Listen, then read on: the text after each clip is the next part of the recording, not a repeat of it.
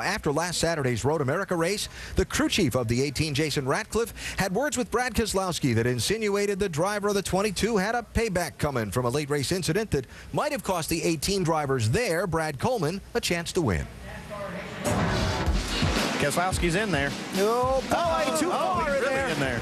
The leader bumped aside. Keselowski goes through into the #1 spot. I went in there as deep as I could in the one.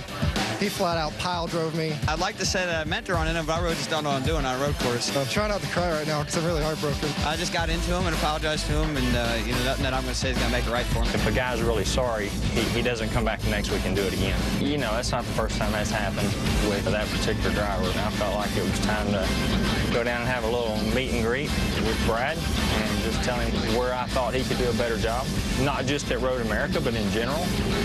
And hopefully he listened. I'll give Jason full credit as a crew chief that supports his driver. I don't think he was, at the time, confused at what happened.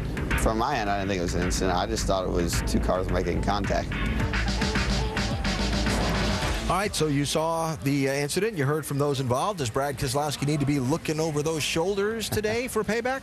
I'd say definitely he needs to be paying attention to the cars that are around him, because this Gibbs group seemed to be very intent on making a payback of some sort, whether that happens today or down the road. We'll have to see how the circumstances. But, you know, Brad puts himself in these positions, doesn't seem to mind that. He's ready to handle whatever's going to come along and whatever those consequences may be. But Brad, one thing that we've seen last year and kind of this year, whenever we've had some problems on the racetrack, there's one guy named that's kind of in the middle of it. Huh? Well, I tell you, that line behind him's getting awful long. There's a lot of people taking a look at Brad Keselowski, and the thing I like about it is he is the #1 guy.